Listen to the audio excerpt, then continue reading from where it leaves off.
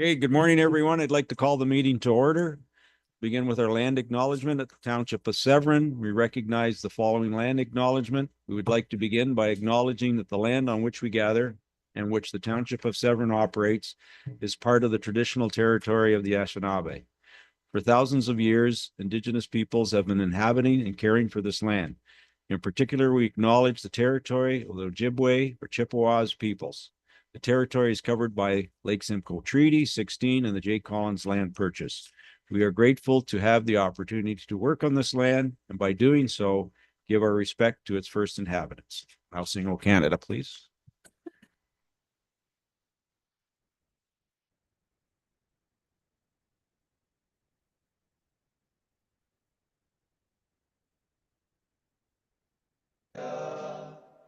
Our home and native land, true patriot love, in all of us command. Okay, good morning, everyone. I'd like to call the meeting to order.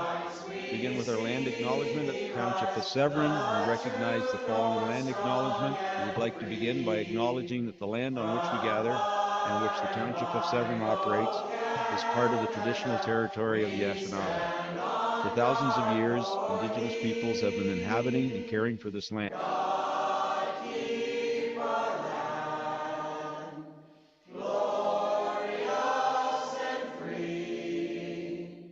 Oh, Canada, we stand on guard for thee. Oh, Canada, we stand on guard for thee. Reflection, please.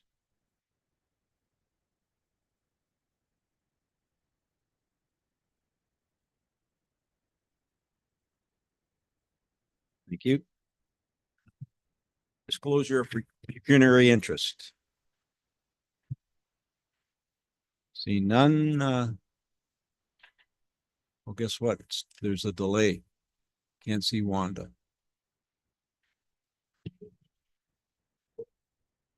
Member Meetings, are you there? Yep. Hi, there's a delay. Yeah, the land acknowledgement was being read through O Canada online.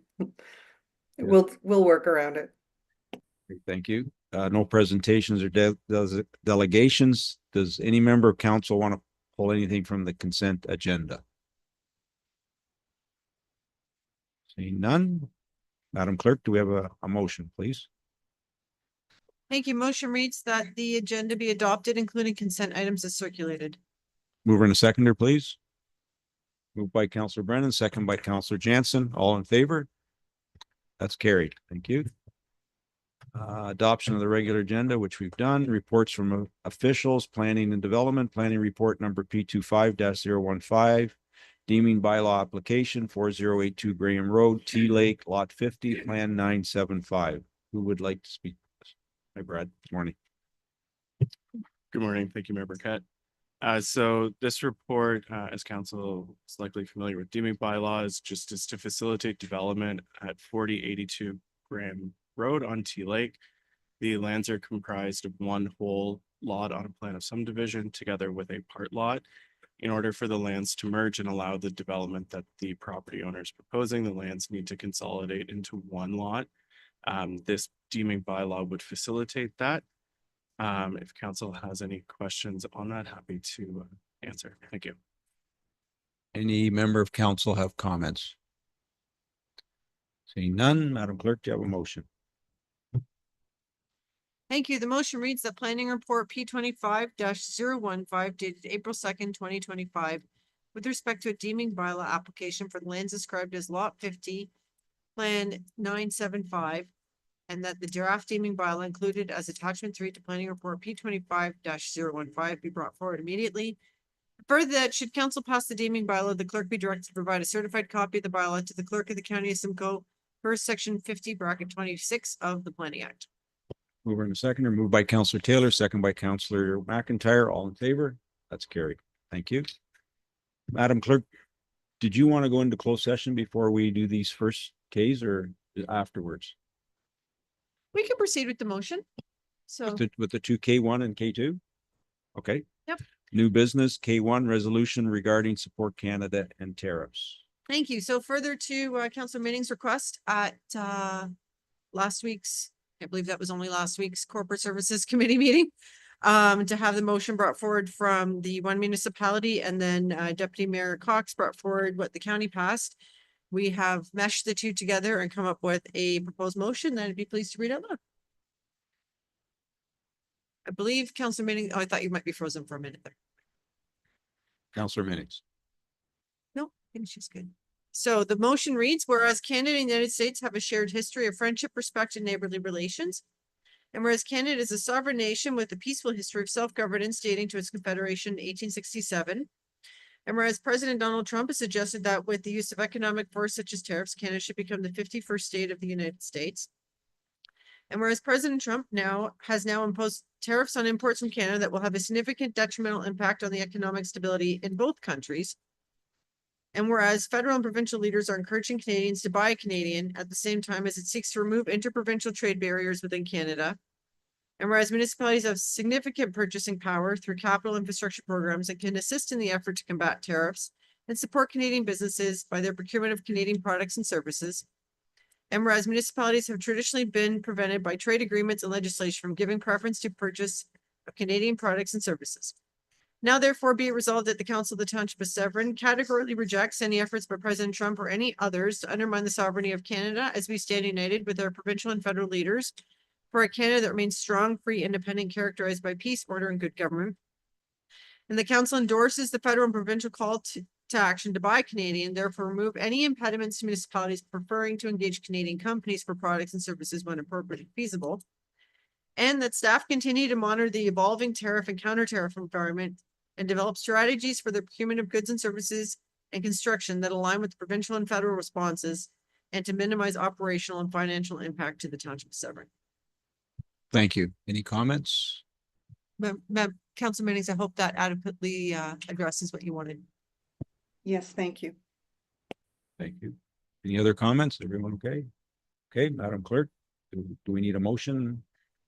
Okay, moved by Councillor Jansen, second by, who would like to second? Councillor Taylor. All in favor? That's carried. Thank you. Moving on to K2 update from myself, ice storm response. So I'll begin by saying I think all of us, our hearts go out to the people that are still without power. And of course, we've had many emails here at the office. We have, and I think I sent an email to this effect. We have an emergency operation committee, which encompasses our fire chief as the lead, along with our CAO and all our directors, as well as our communications person. And this is a group led by the fire chief. It isn't a committee where council actually weighs in on it. I sit there as a representative or the face of the township to be the spokesperson from what the group comes out with as far as where we go to help our residents in any way, shape, or form. In doing so, our new minister, Jill Dunlop, has been instrumental anytime I've reached out to her for help. She's always got back to me. And I know we had one resident that questioned my call as far as declaring a state of emergency. Minister Dunlop reiterated to the individual that I was correct. There wasn't any reason to call a state of emergency.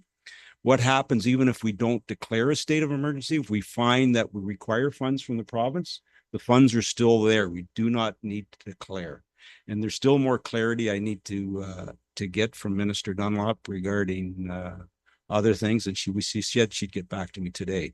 Last night, for council's benefit, I want to just say what I witnessed last night from our staff.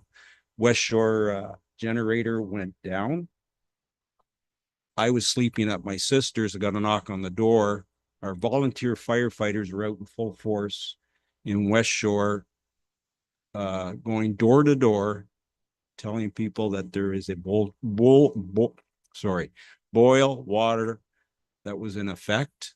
I immediately jumped into my clothes, went over to the sewer plant to have a look to see if there was anything that we could do, because I know Minister Dunlop had said that she had generators and all kinds of stuff at her disposal. I reached out to Minister Dunlop. She got back to me immediately. Couldn't say until the morning, but our staff, and I want to say, I know it's their job, but I went back this morning. They were still there at 6 a.m. to see if I could do anything for them.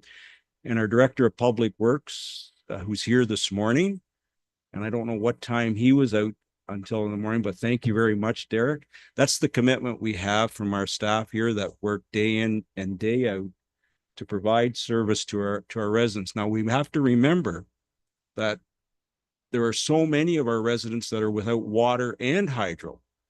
Like West Shore has water. And for the group of people that I have received many emails, but for the most part, they're looking for help to clean whatever is happening in their own yards.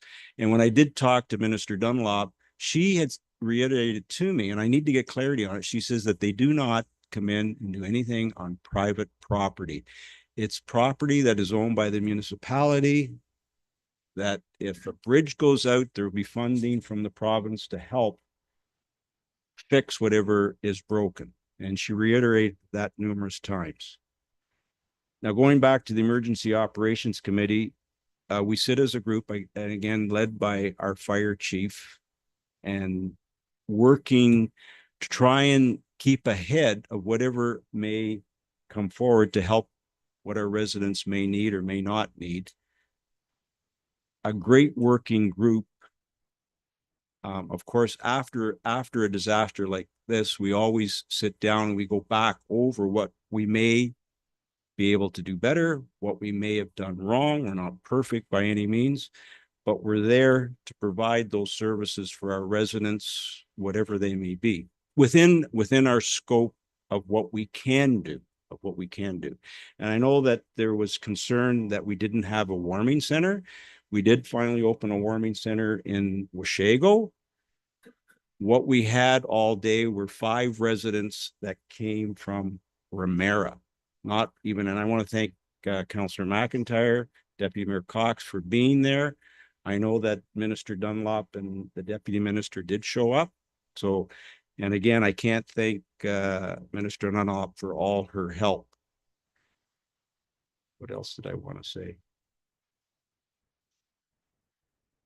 I think those are my comments. I don't know if Chief, if you wanted to add any. Oh, Madam CEO, did you want to add anything? I do. Thank you, Your Worship. A couple of things through you. First of all, a huge thank you. Firstly, to our public works and utilities teams who have been working around the clock to manage the effects of the storm. Started Saturday morning with some text from the manager of Public Works. The director was on holidays, and probably nobody knows this, but he was supposed to be on holidays till Tuesday, and he started texting me Sunday morning. So he's given up half his holidays to manage the problem. To the utility staff, who I know were up all night dealing with the generator, to the fire department, who came out after 9:30 last night and delivered hand-delivered notices to all the affected residents. And then they came back to the hall to manage a structure fire. So they've been crazy busy. To the generator company, who delivered us a big honking generator in the middle of the night. To all our staff, probably half the staff in the office still don't have power, but they drag themselves out of bed every morning, every cold morning, and come to work to serve our residents. So they get it. They also don't have power. We don't look at any hairdos these days because it's been a little rough around here. Through to our communication team, Becky's been with me since Saturday morning. Tracy didn't have power, internet, or cell data, so we're very lucky that we do actually have a bit of a redundancy. Not Becky's area, but she did the job. And of course, to the hydro staff who have been working around the clock. And that's a big question we get. Keep getting questions. We have trees down. Our staff do not deal with live wires. It has to be done for hydro. So you direct people to hydro, and hydro is working hard. All the hotels are full. All the restaurants are full. They are working around the clock. There's been some, I guess, concerns about our communications to residents. A couple of things there. We have to manage the emergency first. We're doing our absolute best for communications, and when we can get it out, we do, but it's not always instantaneously because the emergency comes first, communications comes second. One of my learnings through this is I can't be responding to council emails through this. So going forward, if you have questions, send them to the mayor. The mayor is council spokesman, but I just can't keep up. And I ask council not to be the information source on Facebook. You don't have all the information. You don't have all the data. We're putting out the official messages. So you direct your residents to our channels. You're not the piece of information. And we're looking at another storm coming this afternoon, so stay safe and thank you for your resilience, and thanks to staff. I can't say enough about how they've rolled up their sleeves and everybody has pitched in wherever they can whilst continuing to keep our doors open and things moving, because I can tell you our phones are still ringing for building inspections and the developers still want their planning stuff and all of that we can't keep up on the best of times, and we've diverted most of our resources. So big thank you to Derek and Rich and all their teams for working around the clock. We are incredibly grateful for your service. Thank you, Madam CEO. And I just want to thank all our residents, the ones that have, not only the ones that have power, but the ones that are without power, without water. To Madam CEO's comments, our resilience is unbelievable. I've heard many emails from areas on this side. I've yet to hear from anyone in Ward 1, Ward 2, Ward 3. But, you know, I think as Canadians, we're used to power failures, but unfortunately, this one has been a long one. And I think I need to remind everyone, and the chief may correct you if I'm wrong, the emergency preparedness week that we have once a year, I think it's a 72-hour comfort zone that we need, Chief. Is that correct? And maybe you'd like to elaborate. Like, I think this is important now based on what's happened at this catastrophe in our township throughout, not only our township, others, but we need to stress the importance of this, I think. Good morning. Yes, thank you. So we've already, the fire team and working with Director Burke's team. I know on the fire side, we're already working towards some messaging and stuff that we're going to specifically target between the Fire Smart for anybody that's in our MNRF zones to deal with things like that. And we've already seen and identified an enhanced need for generator safety. We're probably up to a dozen calls now related to generators producing CO in homes. We've had 2 fires caused directly by generators, and last night probably because there wasn't one, the one that we were at this morning. So, but we want to get that out, and it will be part of Fire Prevention Week, and probably our main messaging this year will be for dealing with this. If we go back to November when Gravenhurst and Bracebridge got hit with all the snow, I think we were lucky here. We still got a whole ton of snow, but we weren't quite as bad as they were. So it's just about educating people the need. And yeah, 72 hours is just the basic. We're going to expand that out. What could you do for a week? And for our residents that are on maybe just well water and options and where they can get information from. So. Thank you, Chief. So, Councillor Taylor. Just through the chair to the chief. So can you explain like how the generator, the do's and don'ts in case people are watching there, and then how did the generator cause a fire, et cetera? And everyone I think knows don't run the generator inside as well, but if you could elaborate on that would be great. So most of what we found with the 2 generator fires is they were too close to combustibles. And if you run them for an hour or 2, it's not a big deal. But when they're running continually, the heat that they start to produce. So one was in an enclosed box under a deck. The other one was in the garage, and again, running the extension cords, the wiring and overheating in them. Again, throughout my career, I've seen where people go to refuel them when they're running and when they're hot, and where that's caused like a flash fire and burnt down garages. So those are the main ones related to the fires. The other ones with the carbon monoxide, people are again running them in their garage, running them on their back deck with the doors open or windows open. We've been to one address where I'd say it's been installed incorrectly for the person. So we've tried to guide them and help them with getting their contractor back in, but where it's located, it vents right into a basement window. So, but there are cases where people are running them inside the garage because they want them to stay dry. They don't want them to get soaked in the rain or the ice. So that's what we've been facing for challenges right now. Councillor Brennan. Yes, thank you. Yeah, we just bought a generator this morning for my son's place. Just in addition to what you've just said, because there's all those things, noise is also another issue for neighbors. But we just purchased a $1,500 generator. Home Depot and Barrie had to be go to. They have sold over 100 in the last 2 days. There is nowhere between here and Huntsville that has a generator for sale. So we have literally thousands of people out there operating generators for the first time in their life.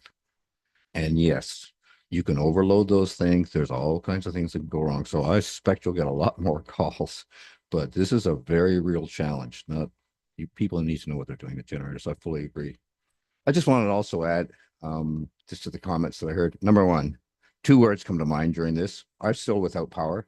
I'm not going to whine about it. You all know what that means. But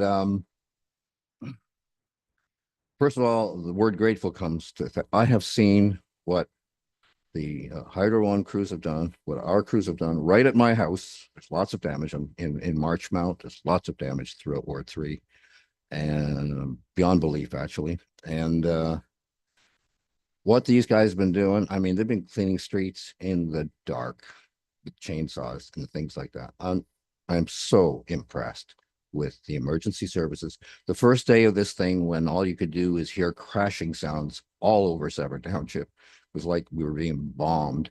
Your fire crews, they were ringing. There was fire trucks ringing without a break. It was just unbelievable. Nothing like I've ever seen. So thank you for that. And I think that a great job has been done. And what an emergency this is. So that was good. The second thing I wanted to talk about briefly is generosity. Is the other word that comes to place.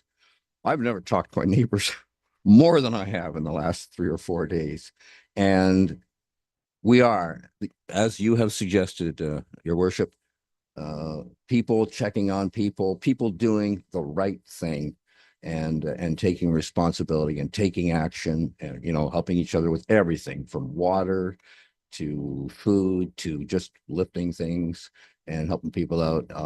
It's unfortunate we only see this kind of stuff during dark hours, but man, oh man, you sure learn to respect the people you're living around and what they do in times like this, because they just take action. They're just there. They're just working on things. And anyway, I'm very proud to be a resident of Severn Township under those circumstances. So those are great. Third, these are command and control situations.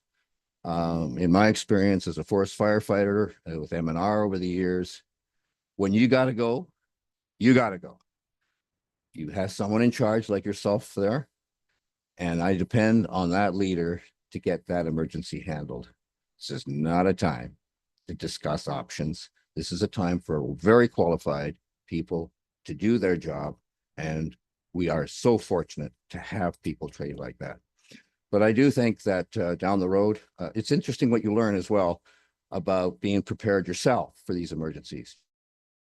I thought I was in pretty good shape, things like lots of batteries in the house and lots of flashlights in the house and water backup and things like that. But there's always stuff you miss, your emergency backup plan that you really need to have in place as a minimum for 3 days, but even more. Obviously, we're past 3, and is critically important. And in any review that we do down the road when the time is right, we need to get that information out to people as to what they should do, arrange for a meeting place near your home and another meeting place not near. You need a plan. You need to have contacts. There are a lot of good people that'll help you out. My kid's from Whitby, but calling, come to Whitby, and that's great. But we have things to do here and we're staying put as long as we can. But people can do amazing things for themselves. They can do amazing things with their neighbors. And we have an amazing team helping us through the actual crisis itself. So I'm grateful. And I also feel that this is a time to be generous with whatever you've got and share it with your neighbors. Use your service clubs, do all the things that can be done to get us through this. That's when they'll kick in. That's when they really shine. That's all I want to say. Thank you. Councillor McIntyre. Thank you through the mayor. It's my opinion that we get off on the front foot here with the chief and with Derek's department. Should be commended by everyone on this panel at this table. We're very grateful and very thankful that their preparedness was beyond our imagination. So I'm not going to belabor it, but I just wanted to be known that I am very thankful for the way they've conducted themselves in this difficult time. And probably or likely, hope not, but maybe with the storm that's coming in today, I know they're ready to go, and their staff and what they've done to keep our township safe. It's just amazing. And I want to just be on the record that I am very thankful for what they've done. Thank you. Any other? Councillor Jansen? Through the mayor, I'd like to also say thank you very much to the chief, to the director of public works, to Madam CEO, and to the mayor. Thank you very much for everything that you guys have done for our residents. I've seen a hustle and bustle of Severn vehicles all over the place. I know everybody's working around the clock, and I thank you very much for that. I also want to thank the people in the community that are reaching out to their neighbors or offering up their homes as somewhere for warmth, or even offering up food or a spot to stop and have a coffee. I think that's important. And I do want to thank the gas stations that became very busy and overwhelmed for doing their best to keep things as cool as possible. I know there was major lineups probably at every single gas station. We saw that in Coldwater over the last couple of days. Thank you very much. And thank you to all the other businesses out there that are supporting the community in those ways as well. Thank you. Councillor or Deputy Mayor Cox. Through the chair, I will not say it again, but I totally agree with everything here. I want to say thank you to the silent majority who are out there cooking on their barbecue, grabbing water out of the ditch and throwing it in their toilets to flush. I heard a couple of moms, they go into the car at night, turn it on with their kids and have snacks and watch TV movie on a DVD player. I mean, the people have come up with amazing things to be resilient. And they tell me, and I'm so proud of them. To the older man my son met in a in a gas station who said, all you got to do is get an inverter and put it in your truck and start it, and you can keep your sump pump going, and you can get your fridge and stove. And everybody's going, oh, really? I never knew that. So they're out there. The people are out there, and they're resilient, and they've done it before, and they can do it again. I just have a few questions. Oh, and in Coldwater, the arena is open.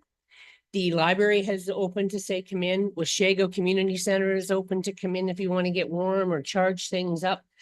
I want to thank the mayor. He came home from his holiday, as did Derek. I want to thank all the councillors. They've been very excellent with all the residents and doing things. I guess what I want to ask the chief or someone through the chair, we are now to after 72 hours. What do we say to people, and what does Minister Dunlop going to help us with now when I have people saying things to me like, we can't hurry it on. Hydro is out. There's nothing we can do about the hydro out. But do I say to them, what is your need? And does Minister Dunlop have someone who can go out to help them? Or do we go out and help them? They're coming on, 5 days, 6 days, they may be 7 days for all I know. And the next few days are going to be harder on a lot of people. Some people, this is fine for them. They're little house on the prairie people. They can handle this. Other people, they just can't. There may be older people that maybe they don't have a friend. I don't know.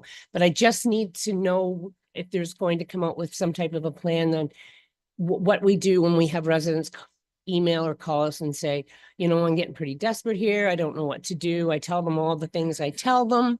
You know, there's warming centers, there's this, there's this. Do we say to them, do you know of somebody that we could go reach, or I don't know. This is why I want to, through the chief, if he could help me with that. So, excuse me. So my suggestion would be, yes, we've talked to the Minister Dunlop yesterday, and Derek and I spent time on the phone with one of the provincial field officers, actually on his way here to meet with us this morning. Oh, okay. But yeah, if we know what the community's needs are through feedback, that will help us tailor our plan as to what we need to do for the residents, and what we can reach out to the emergency management people that are up here in the region right now with some resources. We know they've got the resources. It's just, do we have a need for them? Yeah. And then what is that need? So I would say if we can get that information, we can start to tailor plans differently as this drags on, if it's another day or two. Or if somebody knows that we need to go check on somebody. I know we have done some of those, I'll say, as one-offs as well. That would be my suggestion. So in other words, through the chair, would you want me just to come and bring you that information, or have the people email you, or how would I do this? I just want to do it. I don't want to start clogging the team who's in the crisis. I guess it would probably be best to go through the mayor, or So if I may, Yeah. Minister Dunlop's going to reach out to me later this morning. Seeing how I know that you meet with her a couple times, not directly with her, but you meet with the neighboring municipalities a couple times a day. I'm going to get her input, as I know she's the new minister, but she is the minister of thank you, emergency and preparedness. And I do have some more questions for her. So maybe when she phones me, I'll just touch base with you, Chief, now that I have some other concerns that the deputy mayor has flagged, and I know I still have Councillor Minnies that we need to hear from, and she may have some concerns as well, and then I'll get back to you with that. Sure. Is that Thank okay? Okay. Thank you. Sorry. Thank you both very much. Councillor McIntyre. Thank you, Worship. Perhaps Chief could elaborate a little bit more. Came on kind of furious with the deputy minister, Deputy Minister Dybel. He had a lot to say in a short period of time, and you know, along with, of course, Minister Dunlop. But I'm to the understanding that he said, just call. We'll do whatever we have. Now, what did you get out of the conversation that you had with the Deputy Minister Dybel, Chief? So in these situations, as the deputy minister had sort of said to us, is to get a hold of them, or through our field officer rep, and they could, because the resources have been mobilized in this general area, more focused on Orillia right now, but some of the other Simcoe County municipalities, that reach out and let them know what our needs are, and then they can start working towards trying to deploy a team for. So they've got some people from search and rescue that can assist us if we need to decide if we go into day 5, 6, 7, that can assist us to go door to door. They can help us with those additional resources. I know I believe it's at the Orillia Rec Center, they were working yesterday on setting up a trailer to be able for people to be able to shower and or do laundry. You know, whether or not that's there's a second one available, but again, if we find the need for generators at a different building, if we figure we might need another center, if this is prolonged, they can help us with generators. As of yesterday afternoon, I believe they still had 3 that were on standby. There were 4 deployed, I believe, in Orillia. One in was Ramo or Ramera. And then they still had an option for 3, but so basically, again, they've got teams there that can do that door to door. If we feel there's a need that Derek's crew needs assistance, that they can help with that. I would say as well that if we needed assistance back and forth between the fire services, we've been okay so far, knock on wood. But we could use our neighboring fire services as well. So, but that's basically what I got out of the deputy minister and the minister yesterday is call and liaise through the gentleman that's going to come and meet with me very shortly. Just a follow-up comment. That seems to me to be an unusually rich, rich resource that because the deputy minister was very confident about what they could do and what they would do if we got kind of overwhelmed and it ran into days longer than we anticipated. Because I'm looking at it through the lens that we may have another storm that maybe not as bad, or what if it is. I think the deputy minister is somebody that we should hold near and dear and hope that this passes. And then we don't have to use all the opportunities that he suggested to you and to me and to Director Belfry was there. And it just seems that he was a handout. What can we do to help? And I think we should not lose that opportunity when it's presented to us. And I know you're going to meet with his representative today. And perhaps you could keep, I guess, the team that has Lori and the mayor and others on it, and with yourself, keep everybody informed, because that guy, he was ready to help in any way. So just wanted the group here to know that he seemed, and he's a resident, by the way. How about that? He's a resident here. So I think that we should keep that guy near to us. If we have to use it, let's use it. Madam CEO. We will definitely keep him near and dear, but I think you have to be realistic. It's easy for him to offer help, but it's harder to find it. It's a hydro emergency.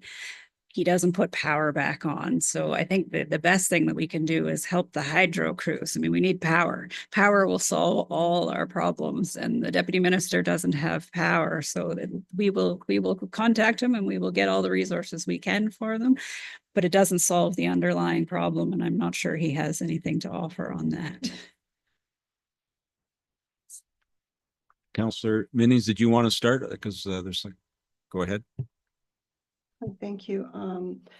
Yeah, I've been listening to everything and just want to acknowledge Judith. You did call me on Sunday, and you've called me almost every day since, and I really appreciate that.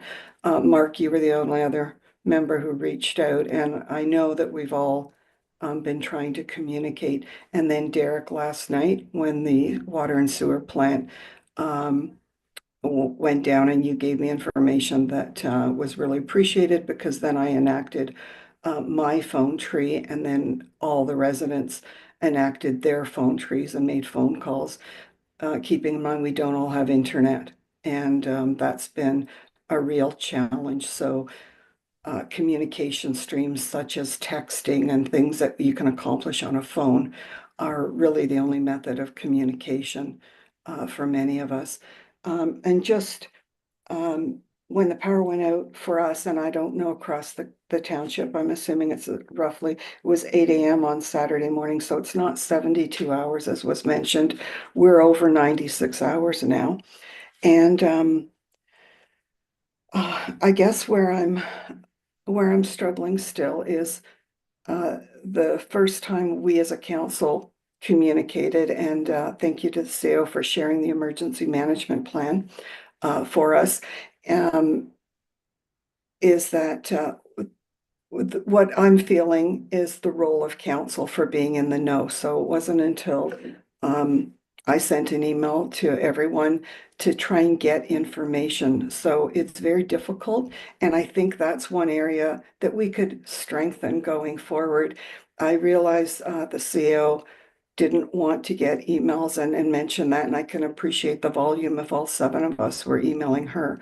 But it was hard to get information. The website, as of Monday at noon, when I sent my email to council, still talked only about the Utah Trail and the brush clearing going on there. So we really need more communication, and I think that would alleviate some of the misinformation and duplication of efforts in trying to know what's the most updated information and stay in the loop, including meetings that had been attended by the emergency committee with the senior members of the township and the mayor since Saturday morning. So just more information, I think, would go a long way as far as a learning.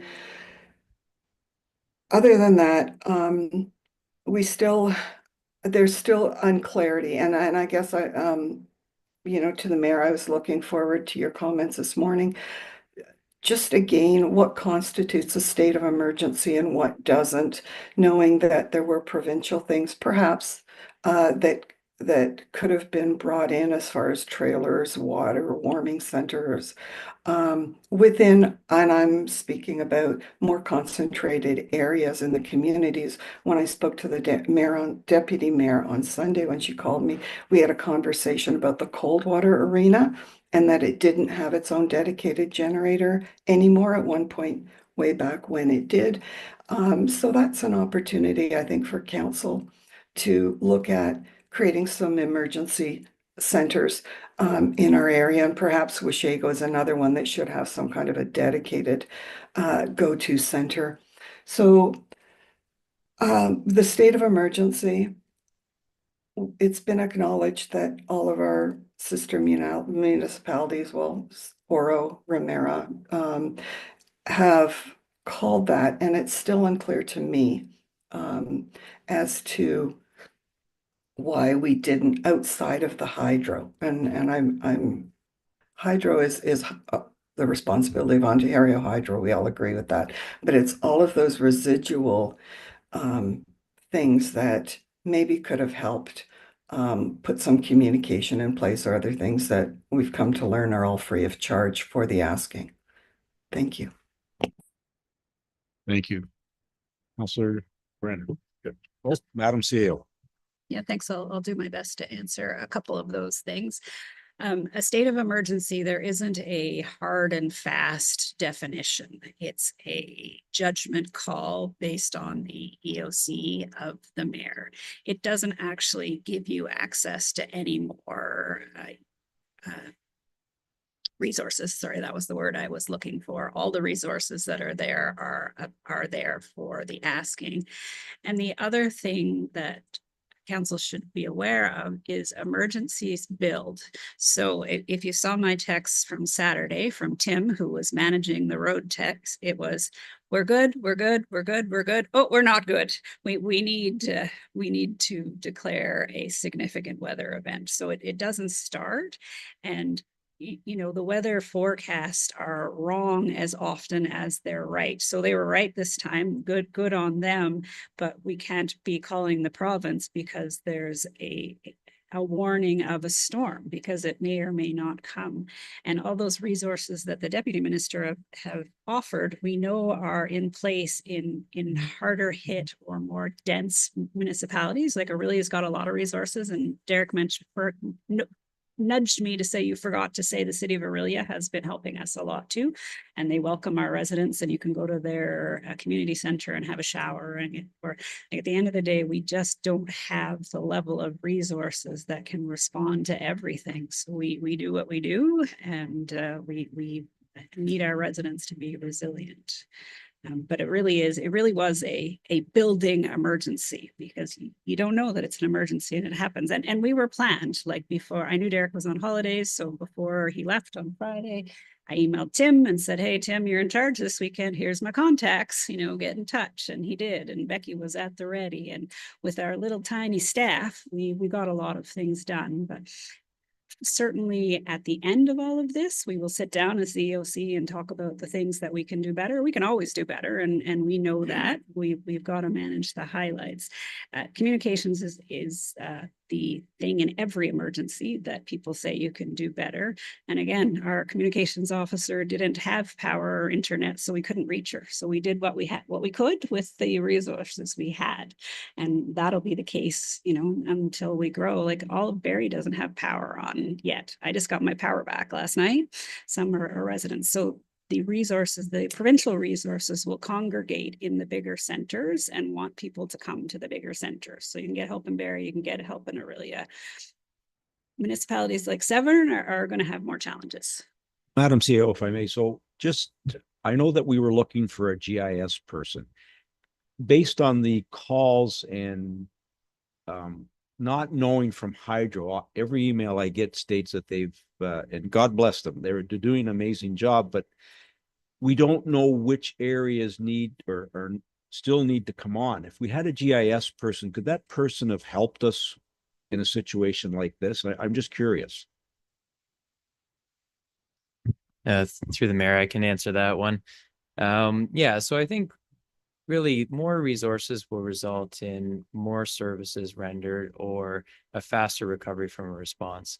This is an example where a GIS technician could have been used to set up some mapping and some data collection tools to allow us to assess our network, prioritize, and dispatch crews efficiently. Now we have that up and running, but it took a number of additional hours with the lack of resources that we were searching for in that position, that new position in the following year.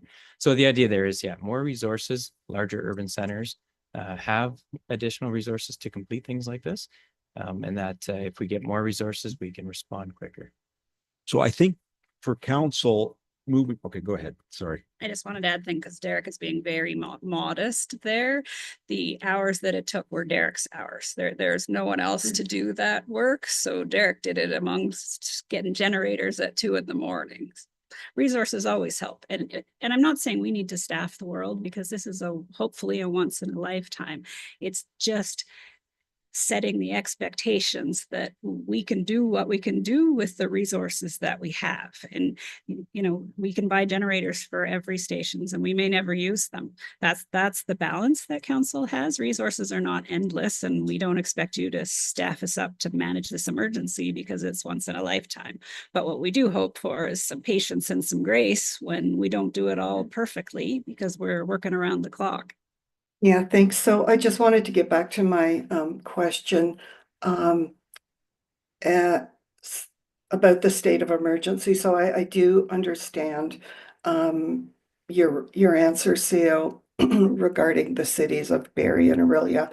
I'm still not clear as to then, based on that, if what you said, the province, there was nothing they could do to help, was why the other municipalities did. And that's just something that I need to further understand because that's what we were seeing in the newspapers, in the updates and on those other social media sites. So that's more on the state of emergency. And I understand also that you just advised us it was a decision that was made at the table in Severn, and that's okay. My other question is to the mayor, and just from your comments, I just really wanted to know if you could speak just for a moment to the people in West Shore, who many of are listening or will be watching this, about the current water advisory, and that the big questions are, do we have a timeline as to when it will be restored? I mean, that may not be answerable, but just an acknowledgement and a reminder to them as to where they can go for resources, et cetera. Again, not everyone has access to Facebook and or have, you know, the ability to get the information that's on the website of the township, just because of the technology that's down. So if you could just verbally say that, it would be a great reminder. Thank you. Thank you. So I think I'll let Derek speak to it, but as I said last night, when they came knocking, the volunteer firefighters came knocking, that was a boil water advisory. Our staff at that station, the fact that Derek and his team were able to secure, and this isn't a small generator, the generator they secured came out of Brampton. How it arrived so quickly, because it started at 9 o'clock. I think it was at West Shore at 1:30. And this is a 500, is it a 500 kilowatt? 600. It's massive. It has its own trailer. The fact that we have water now is in West Shore is amazing for his group to do it, because there's so many people in our township that are still without water, including me. I have no hydro. It's not potable. They can use it to wash clothes. They can shower with it. But I think, and I don't know the whole process, but I think, Derek, when they're able to get our generator, I think they can work off of this generator, but when the hydro does come back on, and I'll let Derek speak to it, what needs to be done. Yeah, thank you, through the mayor. Yeah, so in quick summary, the boil water advisory came on just before 9. We were made aware of the disruption. Boil water advisory was issued shortly thereafter, along with door-to-door knockers. And leading up to about 4 o'clock in the morning, 4:07, we restored the water system. So that was a very good response time for us. And we called off haulers around 5 a.m. So from this point forward, there is a testing regime, a flushing program that's underway now that will be continued through much of the day. And then upon confirmation with the health unit, as well as our laboratory results, we can lift the boil water advisory, and we'll do that with notification and another community presence. So Derek, just so that we're all, so when we say notification, do we go door to door again, or how does that work? Just so we're all clear. yeah, so there's physical notifications distributed through the town, similar to what we did last night, but there's also notifications on the website. So that'll be two different avenues for us to provide notification. Thank you. Thanks so much, Derek. Is that fine, Councillor Minnings? Perfect. Thank you. Councillor Taylor. Yeah, I never got a chance to personally thank staff for coming through, staff led by our CAO and the mayor stepping in, and the deputy mayor for checking up on all the wards, including Ward 1. So thank you very much. Further comments? Councillor Brennan. If I may, just one quick one, just relative to the generators, just maybe if they're people, if you're talking to people, the theft rate for them right now is sky high. If you have one, if you've invested anywhere from, and you won't get anything for under 500, that won't do more than make you coffee. So if you have, chain that sucker down and make sure you're protected, because those things are very hot. The other thing people are going to have to realize is that the cleanup is going to take a long time. My neighbor is with United Rental. To get a chipper right now is worth solid gold. So these things are all deployed. They're going to be deployed, I suspect, 2 months. So it's going to take time. People are going to have to be patient with what they see on the side of the roads for some time. That's just real life. So prepare for that. Madam CAO. Thank you. I just wanted to close the loop on the boil water. It's important that we put out the messaging. Councillor Minnings, I know it's important to your residents. You can boost our messaging, but please don't do your own, because it's really important that we get it right. We're following health unit guidelines and it needs to be exact. And we follow Derek's lead and he gives us the information and we put it out when we can. Right now, the notice says boil water. So it will say boil water until, and it says until further notice. So the notice will come and you can tell your residents that it's coming as quick as we can get it, but please leave it to our team to boost those messages. Deputy Mayor Cox. Just one more, and I think it comes from everybody in this room. Thank you to all the residents of Severn Township. Your resilience, your patience, your frustration, your neighborly work you're doing is well appreciated by all of us. And you always know that if you need any help, just call us. The township office will help also. If there's a emergency need or you're not sure who to call, you can get hold of any of us and we will all be there to help you. Thank you. Okay, any further comments? Do we need a motion, Madam Clerk? Okay, thank you, everyone, for your input, challenging times, and again, it was, and of course, the EOC, when it meets, we will have a debriefing after everyone, I hope, is back to normal, and what we can do better next time, what we've done wrong this time, if we did anything wrong, is something we all will look at. So thank you, everyone, for all you've done. Yes. Okay, now we're going to go.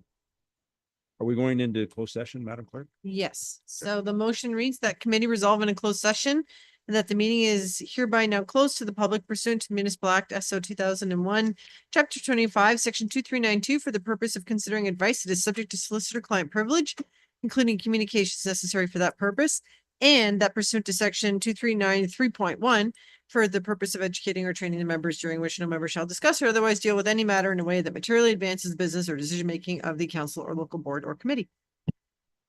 Seconder, please. Moved by Deputy Mayor Cox, second by Councillor McIntyre. All in favor? That's carried. Thank you.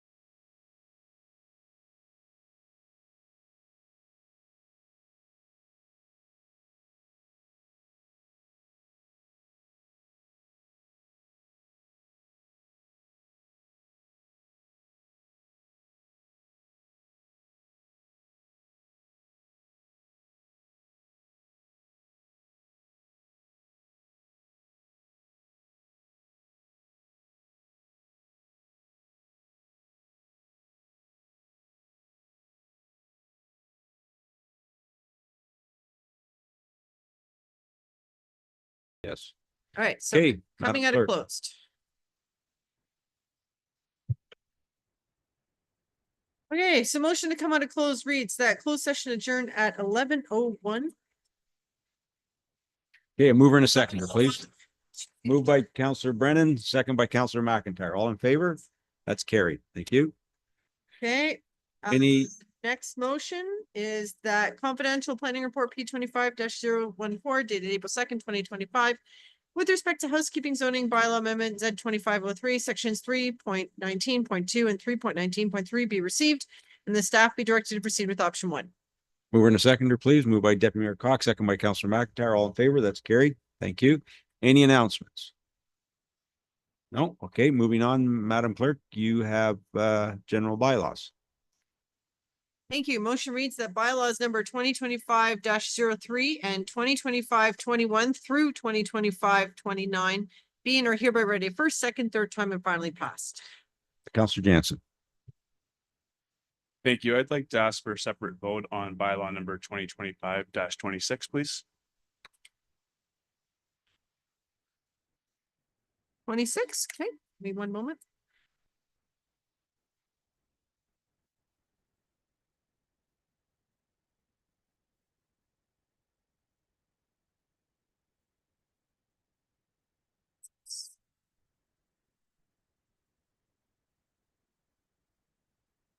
Okay, so we'll deal with the bulk first. We'll come back to do that one. Please, moved by Counselor Brennan, second by Counselor Jansen. All in favor? That's carried. Okay, one And- second.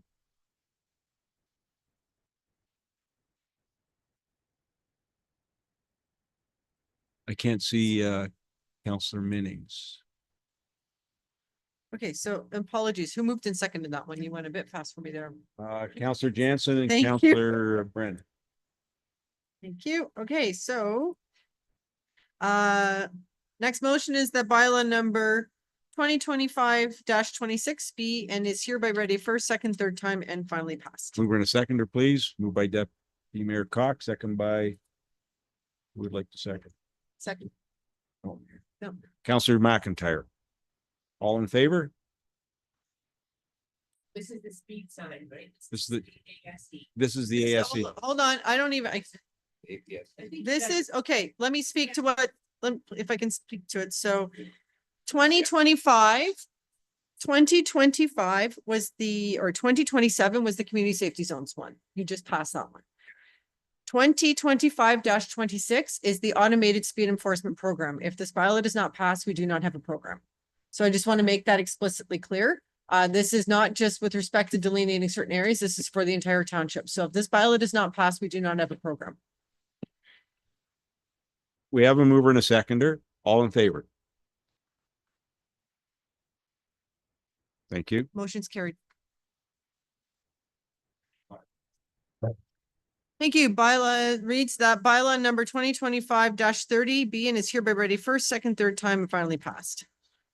Mover and a second, moved by Deputy Mayor Cox, second by Counselor Jansen. All in favor? That's carried. Thank you. And adjournment. That this meeting be and is hereby now adjourned at 11:04 a.m. Moved by Counselor Brennan, second by Counselor Taylor. All in favor? That is carried. Thank you. Thank you very much, Have a good everyone. day. Have a good day. Stay safe.